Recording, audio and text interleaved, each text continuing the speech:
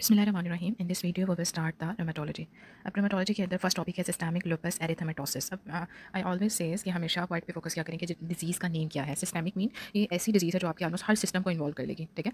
Lupus में ये होता है कि ये एक ऑटो इम्यून डिजीज़ है जिसके अंदर एंटीबॉडीज़ ज़्यादा बन जाती हैं और आपकी ही ऑटो एंटीबॉडीज़ का मतलब ये होता है कि आपका इम्यून सिस्टम ओवर एक्टिव हो गया और वो आपकी ही बॉडी के अगेंस्ट जो है वो एंटीबॉडीज़ बना रहे हैं और जब वो आपके ब्लड में ज़्यादा हो जाती हैं तो पेशेंट को इन्फ्लेमेशन कॉज होगी। तो ऐसे लेकर आपने याद रखना कि ये एक इन्फ्लेमेटरी डिजीज़ है, कैसे होती है, ऑटो इम्यून है, सिस्टेमिक है, ये आपके हर एक सिस्टम को इन्वॉल्व करेगी।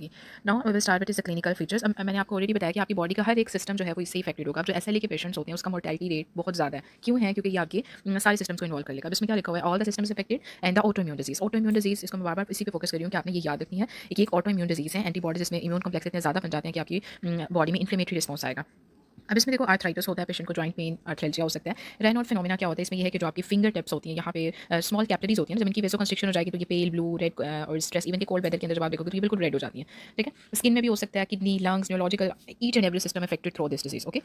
इसमें किडनी में देखो, किडनी में लुपस नेफ्राइटिस हो जाता है। लुपस का मतलब ऑटो एंटीबॉडीज, नेफ्राइटिस नेफ्रॉन और उसकी इन्फ्लेमेशन होती है। इसमें रीनल टेस्ट पर आप फर्दर अगर एक सिस्टम में किसी का किडनी इन्वॉल्व हो गया, लंग्स इन्वॉल्व हो तो आप उसी के अकॉर्डिंग फिर उसको ऐसे को आप ये कह सकते हो कि आप उसको ट्रीट नहीं कर सकते, आप उसको जो भी उसके सिस्टम में अफेक्टेड है या आप उसको ट्रीट कर सकते हो। और दूसरा इम्यूनोसप्रेसेंट हम थोड़े बहुत दे सकते हैं। ये एक ऐसी डिजीज है जिसका कोई सच अभी तक प्रॉपर ट्रीटमेंट नहीं आया। आप उसकी सेवेरिटी को कम कर सकते हो लेकिन प्रॉपर्ली ट्रीट नहीं कर सकते।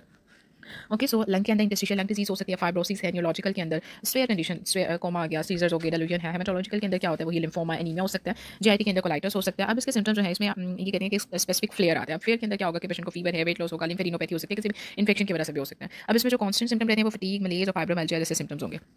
ओके, अब इसकी स्किन मैनिफेस्टेशन क्या होती है? इस तरह के पेशेंट को कहते हैं कि आपने एक तो सन एक्सपोजर को अवॉइड करना है, दूसरा आपने सन ब्लॉक लगाना है। क्योंकि मोस्ट कॉमन जब भी ऐसे ही मेरे माइंड में आता है, मुझे ये लग रहा होता है कि अच्छा बटरफ्लाई रैश मोस्ट कॉमन, इसका यही एक एमसीक्यू भी और यही आइडेंटिफिकेशन पॉइंट में बताया जाता है कि बटरफ्लाई रैश होता है, बटरफ्लाई रैश होता है, ठीक है। और भी इसकी डिफरेंट टाइप्स हैं लेकिन इसमें ये रैश अभी आपके अगर फेस पे करेगा तो ज़्यादातर मोस्टली ये फीमेल्स को इफेक्ट कर होता है। तो फीमेल्स में आपने बताने के आप सन ब्लॉक यूज़ करें और सन एक्सपोजर को आपने अवॉइड करना है। अब इसकी जो रैश है उसकी भी 3 टाइप्स हैं। एक बटरफ्लाई है, दूसरा क्यूटेनियस लुपस है और थर्ड वन जो है वो डिस्कॉइड है। अभी मैं नेक्स्ट स्लाइड में आपको दिखाऊंगी किस तरह का रैश होता है। अब जो बटरफ्लाई फेशियल रैश है इसके अंदर तो क्या होगा? वही रेस, एक तो पेशेंट को बहुत ज़्यादा इचिंग होगी ओवर द चीक्स और इसमें नेजोलेबियल फोल्ड जो है वो स्पेयर होते हैं, बाकी बहुत ज़्यादा इचिंग होगी। फोटो सेंसिटिविटी है ये। अगर फॉर एग्जांपल जो फीमेल्स हैं वो खाना बनाने के लिए जा रही हैं तो क्या होगा कि उनको ये ज़्यादा हीट की वजह से भी फ्लेयर अप हो सकता है। सब एक्यूट में क्यूटेनियस लुपस एरिथेमेटोसिस है, डिस्कॉइड रैश। डिस्कॉइड रैश अभी ये देखो, ये इसमें ये क्यूटेनियस लुपस दिखाया हुआ है। देन बटरफ्लाई रैश देख लो, इसमें क्या है? नेज़ोलेबियल फोल्ड्स को स्पेयर किया हुआ है और एक बटरफ्लाई की तरह लग रहा है। और डिस्कॉइड रैश के अंदर डिस्कॉइड एक बिल्कुल डिस्कॉइड शेप का बना हुआ है, इसके अंदर फॉलिकल्स जो ऊपर वाली लेयर होती है उसका हाइपरप्लेजिया हो जाता है, ठीक है। नेक्स्ट अभी तक हमने स्किन की मैनिफेस्टेशन देखी। Now will see the cardiovascular manifestation. Cardiovascular manifestation के अंदर मोस्ट कॉमन जो है वो पेरिकार्डाइटिस होता है, ठीक है। अब पेरिकार्डाइटिस जब हम सीरियस देखेंगे पेरिकार्डाइटिस को, उसके अंदर ये एक ऐसी चेस्ट पेन होती है जब पेशेंट जो है वो लीन फॉरवर्ड होता है तो पेन रिलीव हो जाती है, ओके। नेक्स्ट है मायोकार्डाइटिस हो सकता है। इसके अंदर एंडो अगर लेयर्स है ना आपकी हार्ट की, पेरी, मायो और एंडोकार्डियम, वन बाय वन इसको इन्वॉल्व करेगा। लेवल से एंडोकार्डाइटिस को याद रखें, इसमें फाइब्रिन की वजह से वही वेजिटेशंस बनती हैं और फिर ये इवन की एंटीफॉस्फोलिपिड में भी कॉमन है ये। दूसरा इसमें एथेरोस्क्लेरोसिस एमआई के चांसेस भी बढ़ जाते हैं। Most common cause of death in the SLE is the cardiovascular disease, ठीक है। ये आप याद रखते हैं कि एसएलई की मैंने आपको ऑलरेडी बताया कि इसमें मोर्टेलिटी रेशियो ज़्यादा है, ठीक है। और वो सारे सिस्टम्स इन्वॉल्व हो गए लेकिन मोस्ट कॉमन जो है वो कार्डियोवैस्कुलर की वजह से हो गया। इसका क्राइटेरिया क्या होता है इसमें देख लेते हैं हम। इसमें अगर तो जितने भी अभी हम क्राइटेरिया क्लिनिकल हैं, इम्यूनोलॉजिकल हैं, इसको देखेंगे इसके अंदर से अगर 4 से ज़्यादा आ गए हैं, 1 क्लिनिकल है 1 लैब के अंदर 4 से ज़्यादा जब भी आ गए तो आपने कहना है इसको एसएलई हो गया। अब इसमें देखो क्लिनिकल क्राइटेरिया के अंदर एक एक्यूट है और एक क्रॉनिक है, ठीक है। दूसरा ओरल अल्सर है, एलोपेशिया, आर्थराइटिस, सीरोसाइटिस है, renal, neurological, anaemia, leukopenia, thrombocytopenia, इसमें सारे सेल्स कम हो रहे हैं, ठीक है। दूसरा पे देखो इन्फ्लेमेशन हो रही है। दूसरा रैश हम ऑलरेडी डिस्कस कर चुके हैं। इम्यूनोलॉजिकल के अंदर जब डायग्नोसिस में आपको एक करके सेपरेट बताऊंगी कि एएनए एंटी डीएनए आपने कब करवाना है। इसमें एएनए जो है ये मोस्ट सेंसिटिव होता है, ठीक है। अगर तो ये नेगेटिव आ गया so you can exclude the disease. अब एंटी डीएनए की स्पेसिफिक होता है, इसको आपने फॉलो अप जैसे आपने ट्रीटमेंट स्टार्ट करवा दिया तो आप उसकी डिजीज की सेवेरिटी और एक्टिविटी को देखने के लिए करवाते हैं। एनटीएस में मोस्ट स्पेसिफिक टेस्ट होता है, एंटीफॉस्फोलिपिड है, दूसरा आपने कॉम्प्लीमेंट करवाते हो। अगर तो कॉम्प्लीमेंट जो C3 C4 है ये कम हो गए हैं तो क्या इससे आपको क्या पता चलेगा? इसका मतलब है कि बॉडी में इन्फ्लेमेशन हुई है और वो इसको यूज़ कर रहे हैं, ठीक है। जब यूज़ करेंगे तो सीरम में ऑब्वियसली कम हो जाएगा। इसमें कॉम टेस्ट जो है इसमें do not count in the presence of the haemolytic anaemia, ये हेमोलिटिक एनीमिया मोस्टली कराएंगे। अब इसमें इसका अपडेटेड क्राइटेरिया उन्होंने क्या बताया कि देखो अगर जो एएनए है उसका टाइटर जो है 1:80 से ज़्यादा है, ठीक है। हम बता रहे हैं if absent do not classify as SLE, अगर तो प्रेजेंट है तो आप उसमें एडिक्टिव क्राइटेरिया ऐड कर दो। इसका क्राइटेरिया अगर आप क्लिनिकली डोमेन देखो तो इसमें वही नंबरिंग के अकॉर्डिंग है, कॉन्स्टिट्यूशन फीवर 2, ठीक है। इसमें ल्यूकोपेनिया, थ्रोम्बोसाइटोपेनिया जो ऑलरेडी हम डिस्कस कर चुके हैं, न्यूरोसाइकियाट्री, कुटेनियस, सेरोजल, ठीक है, मस्कुलोस्केलेटल, रीनल, ये सब। इसके अलावा इसकी एंटीबॉडीज़ में हम क्या करवाते हैं? कॉम्प्लीमेंट, एंटी डीएनए, एएनए और एंटी कार्डियोलिपिड। अब इसकी इन्वेस्टिगेशन या अच्छे से इसको याद रख लो, ये मोस्ट इंपॉर्टेंट एमसीक्यू है कि सेंसिटिव कौन सी है, स्पेसिफिक कौन सी है, ओके। सो एएनए एंटीबॉडी जो है ये इज नियरली 95% जो है वो सेंसिटिव होती है। अगर तो नेगेटिव आ गई then you can exclude SLE. Anti Smith antibody जो ये मोस्ट स्पेसिफिक होती है। एंटी डीएनए ये एक स्पेसिफिक है लेकिन जब आप डिजीज की सेवेरिटी को मेजर करोगे then you will do the anti DNA lab test. Okay, इसमें एंटी-आर और एंटी-एलए है या न्यूनेटल लुपस में करवाते हैं, कुटेनियस लुपस के अंदर screen pregnant woman with these antibodies. अब एंटीफॉस्फोलिपिड एंटीबॉडीज में लुपस एंटीकोएगुलेंट है। एंटीफॉस्फोलिपिड सिंड्रोम आपने गाइनी में भी देखा होगा, most common cause of the miscarriages है एंटीफॉस्फोलिपिड सिंड्रोम। इसमें एंटीकार्डियोलिपिन आ जाएगी, ग्लाइकोप्रोटीन है। इसमें देखो ऑलरेडी उन्होंने बता दिया कि इसमें हिस्ट्री ऑफ द मिसकैरेजेस होगी, ठीक है, थ्रोम्बोएम्बोलिज्म के चांसेस बढ़ जाते हैं। इसका ट्रीटमेंट क्या होता है? लाइफ लॉन्ग वार्फरिन है।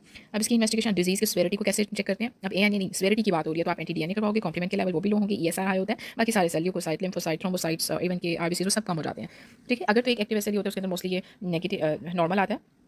If high search for the इसमें कोई इन्फेक्शन हो जाएगा। अब एंटीबॉडीज का फिर दोबारा से उन्होंने बार बार उसी को रिपीट किया। एएनए जो है आप स्क्रीनिंग के लिए करवाते हैं, एंटीस्पेसिफिक मोस्ट स्पेसिफिक टेस्ट होता है, anti-DNA specific and assessing the disease activity. Antiphospholipid में आप कार्डियोलिपिन, एंटीकोएगुलेंट, ग्लाइकोप्रोटीन करवाते हो, ठीक है। न्यूनेटल लुपस में आरओ एलए करवाते हैं। एक्टिविटी और लुपस नेफ्राइटिस के अंदर आपने देखने के लिए C3C4 करवाते हो। ड्रग इंड्यूस के अंदर आपने हिस्टोन करवाओगे और न्यूरोसाइकेट्रिक है तो anti neuronal, NMDA receptor, anti ribosomal.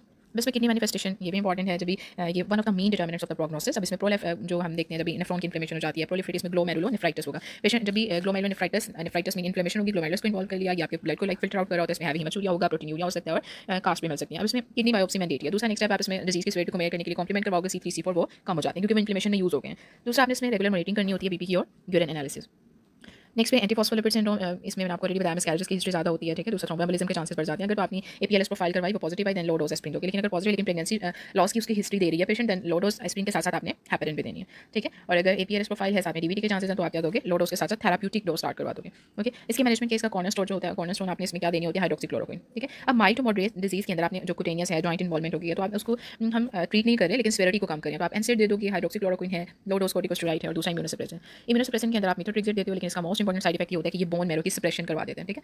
इसको कम करने के लिए आप ये कह सकते हो कि हम फॉलिक एसिड साथ में ऐड करवा देते हैं। इसकी मैनेजमेंट ये है कि ये लाइफ थ्रेटनिंग डिजीज है, renal CNS cardiac most common. अभी मैंने आपको बताया कि इसमें कार्डिक इन्वॉल्वमेंट होती है, वही आप कॉर्टिकोस्टेरॉइड दोगे, दूसरा आप इम्यूनोसप्रेशन दे सकते हो। अब अगर आपने स्टेरॉइड और साइक्लोफॉस्फेमाइड दी है तो इसमें आप यहाँ देखने के जो साइक्लोफॉस्फेमाइड का मोस्ट इंपॉर्टेंट साइड इफेक्ट होता है ये हेमरेजिक सिस्टाइटिस कॉज करेगा, ठीक है। दूसरा मेल्स में एंडोस्पर्म और फीमेल्स के अंदर एनोवुलेशन कॉज करेगा। During the pregnancy drug safe कौन सी है और कॉन्ट्राइंडिकेटेड कौन सी है? सेफ ड्रग्स में आपने स्टेरॉइड, क्लोरोक्विन, सल्फासेलाजिन, ठीक है। टेक्रोलेमास, आईवीडी, एज़ोथ्रोपिन, इनमें से जो आपको इजीली याद आती है, लेकिन मोस्ट इंपॉर्टेंट ग्लूकोकॉर्टिकॉइड, हाइड्रोक्सीक्लोरोक्विन और सल्फासेलाजिन। कॉन्ट्राइंडिकेटेड जो है वो मीथोट्रेक्सेट है, लेफ्लोनामाइड है, साइक्लोफॉस्फेमाइड है, okay. Next drug induce lupus. Drug induce lupus का ये मतलब है कि जो ड्रग की वजह से इम्यून सिस्टम आप ये कह सकते हो कि एक्टिव हो गया, ठीक है। अब वो एक्टिव हो जाएगा तो इन्फ्लेमेशन होगी और एंटीबॉडीज की वजह से इसमें हाइड्रोलाजीन, प्रोकेनामाइड, आइसोनियाजिड, आइसोनियाजिड कौन सी ड्रग होती है? टीबी की। डेल्टाजम है, इसके अलावा क्विनिडीन है, ये सारी क्या है? एंटीस्टोन एंटीबॉडीज, ओके। अब ये होगी ड्रग इंड्यूस, इसमें ये एंटीबॉडीज आप करवा के भी देखते हो। अब drug induce lupus is different than the drug exacerbate lupus. अब ये डिफरेंट बातें हैं। ड्रग इंड्यूस का मतलब है कि एक ड्रग है जिसकी वजह से वो इंड्यूस हुआ है, ठीक है। और ड्रग एक्सेसरबेट का मतलब है कि पहले से इंड्यूस हो चुका है, अब वो फर्दर उसका फ्लेयर अप होगा। इसकी एग्जांपल आती है ट्राइमेथोप्रिन, सल्फामेथोक्साजोल। अब लुपस नेफ्राइटिस के भी ग्रेड्स होते हैं 1 2 3 4 5 6। अब 1 के अंदर आप याद रखना कि इसमें जो मेजेंजियम की लेयर होती है वो बिल्कुल मिनिमम से इन्वॉल्व होगी, लेकिन 2 के अंदर आप याद रखना कि वो प्रोलिफरेटिव ज़्यादा इन्वॉल्व हो जाती है। 3rd में क्या बताया? फोकल। फोकल का मतलब है कि एक स्पेसिफिक पार्ट है, फोकल हो गई है। 4 के अंदर आप देखेंगे कि वो डिफ्यूज हो जाएगी और 5 के अंदर क्या होगा कि मेम्ब्रेनस होगी और 6 में क्या होगा? ये एडवांस स्क्लेरोसिस है, ठीक है। अब अगर तो बिल्कुल मिनिमम होते हैं आप उसको स्पॉटिव ट्रीटमेंट दोगे, उसकी मॉनिटरिंग करते हो। 2 के अंदर आप स्टेरॉइड ऐड कर दोगे। अगर उसने किसी स्पेसिफिक पार्ट को इन्वॉल्व किया इसका मतलब है कि इम्यून सिस्टम ज़्यादा एक्टिव है, आप उसको इम्यूनोसप्रेसिव थेरेपी में 3 4 5 इन सब में, ओके। और अगर 4th है ये स्क्लेरोसिस की तरफ चला गया, अब इसका फाइब्रोसिस हो जाएगी, थिकनिंग हो जाएगी, then you will perform the dialysis, okay. Lupus in one slide दोबारा से मैंने बता दिया। अब इसके सिम्टम्स तो हिमालय rash, discoid rash, alopecia, arthralgia, Raynaud, endocarditis already हम बातें डिस्कस कर चुके हैं। लैब में आपने एएनए तो एक्सक्लूड कर दोगे, एंटीस्मिथ करवाओगे, एंटी-डीएनए करवाओगे और C3C4 हाई ESI ये सब ट्रीटमेंट एनसेड और हाइड्रोक्सीक्लोरोक्विन होता है। Now discuss the MCQs। अब इसमें देखो फर्स्ट MCQ है 19 year old female present to the physician with malar rash, arthritis है, ओरल अल्सर है, प्रोटीनूरिया है, थ्रोम्बोसाइटोपिनिया है, positive ANA and the anti DNA दोनों पॉजिटिव होंगे। Which of the following is the most likely? Malar rash, arthritis, इसमें each and every I think we have discuss. So क्या होगा इसका diagnosis? SLE। Next the 22 year old female present to your clinic complaining of the cheek rash, butterfly rash, right? That is a photo sensitive to the sun exposure. She also gave the history of the on and off fever, fatigability and recent weight loss. What is the diagnostic test? अब diagnostic की बात हो रही है, note the screening, ठीक है। अब इसके अंदर क्या होगा? एंटी-डीएनए। एंड अगर एंटीस्मिथ पे होता था हम उसको भी टिक कर सकते हैं। One of the following is the criteria of the SLE। SLE का मैंने आपको क्या बताया कि ये एक फर्स्ट लाइन में मैंने आपको बताया था ये एक ऑटो इम्यून डिजीज है, ठीक है। इसमें हिमोलिटिक एनीमिया भी होता है तो ऑटो इम्यून से आपको हो गया ये सारे मोस्ट फॉलोइंग उन्होंने क्राइटेरिया पूछा तो इसमें ऑटो इम्यून हिमोलिटिक एनीमिया आएगा। और सेल्स मैंने आपको ऑलरेडी बताए हैं, आइदर थ्रोम्बोसाइट, लिम्फोसाइट्स, आरबीसी वो सब कम होंगे। Patient known to have the SLE come with the pale skin and the fatigue. Lab show the haemoglobin H है, सॉरी HP जो है वो 10 है और फेरेटिन जो है वो 600 है। अब इसको आयरन डेफिशिएंसी एनीमिया और anaemia of the chronic disease को कैसे डिफरेंशिएट करते हैं? आयरन डेफिशिएंसी एनीमिया में जब आप CBC करवाते हो, अगर किसी की HB लो आती है देन यू कैन नॉट से इट्स आयरन डेफिशिएंसी। आप फेरेटिन कहते हो कि अपना फेरेटिन करवाओ, अगर तो फेरेटिन भी लो आता है then you can say it's iron deficiency anaemia. और अगर फेरेटिन हाई है तो इसमें कोई क्रॉनिक डिजीज चल रही है, उसकी वजह से anaemia of the chronic disease है, ओके। तो इसमें क्या होगा? फेरेटिन हाई है, it's answer will be the anaemia of the chronic disease. Pregnant patient known to have the SLE, control on medication. came for the follow-up, she read about the risk of having the heart block for the baby because of the lupus, which you will order to determine that I already told you जो है RO और L note मैंने आपको बताया था किस होता है न्यूनेटल में. Okay, so patient with a mallet rash, chest infection, anemia, renal impairment है, low C3 C4 है. What is the diagnosis? अब C3 C4 है, renal impairment है, तो lupus nephritis है.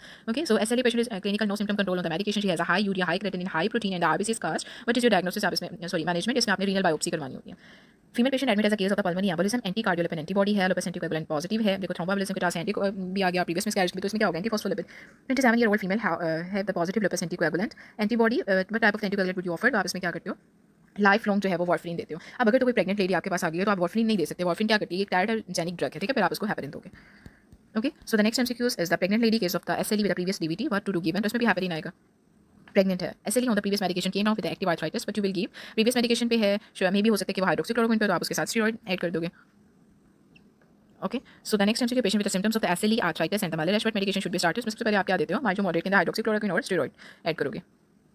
Case of the SLE and she is on the prednisolone, ठीक है, और हाइड्रोक्सीक्लोरोक्विन माइकोफेनलेट, ठीक है, she wants to become the pregnant, what to do. आप इसमें जो सेफ ड्रग है वो दे दोगे. इसमें आपने MF को स्टॉप करना है क्योंकि ये लाइफ थ्रेटनिंग है, आप एज अ हेपेरिन स्टार्ट करवा दोगे. The most common medication known cause a drug induce, इसमें हाइड्रोलाजीन, प्रोकेनामाइड, ठीक है. 22 year old female, known case of the SLE present 2 day complaining of the dysuria suprapubic pain है. Known case है SLE का, अब वो कंप्लेन कर रही है कि डिसयूरिया सुप्राप्यूबिक. यूरिन एनालिसिस पे पॉजिटिव नाइट्रेट है, drug associated with SLE flare and you should avoid it. अब इसमें क्या होगा, मैंने आपको बताया था, एक है ड्रग इंड्यूस और दूसरा ड्रग एक्सेसरबेट. इसके अंदर ट्राइमेथोप्रिलिन सल्फामेथोक्साजोल होगा. एसिड क्योंकि डिजीज को फर्दर वर्सन करते जा रही है. SLE with arthritis on the NSAID and hydroxychloroquine not responding to the NSAID, but to add, अब इसमें NSAID से रिस्पॉन्स नहीं कर रही, देन आप इसमें बट टू ऐड इसमें स्टेरॉइड्स ऐड करेंगे. दूसरा आपने इम्यूनोसप्रेशन में मेथोट्रेक्सेट आ जाएगा. Patient has SLE with neurological manifestation, patient already on the steroid. अब न्यूरोलॉजिकल मैनिफेस्टेशन भी आ गई है, बट टू ऐड नाउ ये तो आपने स्टेरॉइड्स भी दे दिए. दूसरा फिर आप क्या करोगे, इसमें cyclophosphamide. Next patient present with malarial rash, mouth ulcer, arthritis है, प्रोटीन यूरिया है. जब भी लुपस नेफ्राइटिस की बात आएगी, ये एक लाइफ थ्रेटनिंग है, इसमें आपने स्टेरॉइड के साथ साथ इम्यूनोसप्रेसेंट भी ऐड करने हैं, ठीक है. स्टेरॉइड के साथ साथ आपने क्या किया, माइकोफेनोलेट और मॉफेटल ये ऐड कर देंगे. दूसरा ऊपर वाले एमसीक्यूज में हमने स्टेरॉइड के साथ साथ हमने क्या किया था, साइक्लोफॉस्फेमाइड ऐड किया. SLE पेशेंट है ग्रेड 1 लुपस नेफ्राइटिस है, हर बीपी. अब मैंने आपको ग्रेड 1 में ऑलरेडी बताया था उसका क्या ट्रीटमेंट है कि आपने उसको मॉनिटरिंग करनी है, ठीक है. Control the BP. Relation between the smoking and the SLE, अब इसमें क्या रिलेशन है कि उसको उसके सिम्टम्स को मजीद फ्लेयर अप एक्सेसरबेट कर देगा. 32 year old woman, smoker with polyarthralgia, malarial rash, fatigability positive है, नहीं हाइड्रोक्सीक्लोरोक्विन माइकोफेनोलेट पर है ऑलरेडी. 24 और urine protein is high, which of the following known pharmacological में क्या है, स्मोकर है ना, आप उसकी स्मोकिंग सजेशन करोगे. SLE smoker with flare disease, दोबारा से वही रिपीट किया, आपने फ्लेयरिंग को डिक्रीज करना है तो पेशेंट कहेंगे stop the smoking. SLE patient on the medication what vaccine you will give. इसमें ये बताएं कि SLE पेशेंट, ठीक है, कौन सी वैक्सीन देते हैं, इसके अंदर mostly influenza. Okay, next is the what test to do establish the diagnosis in the child with the signs and symptoms of the SLE. अब डायग्नोस को आपने एस्टैब्लिश करना है तो क्या होगा, ANA. Which of the following is a more specific for the SLE. More specific जो है वो क्या है, मोर स्पेसिफिक की बात आएगी तो एंटी, वैसे उन्होंने स्पेसिफिक पूछा तो आप एंटी-DNA कर सकते हो. 22 year old girl present with the moderate joint pain and pink pale malarial rash in her face, lab result with the normal range, which of the following is a specific test for the activity of the mentioned disease. वही SLE, तो इसमें क्या होगा, anti-DNA. If you have any question you can ask me in the comment section. Okay.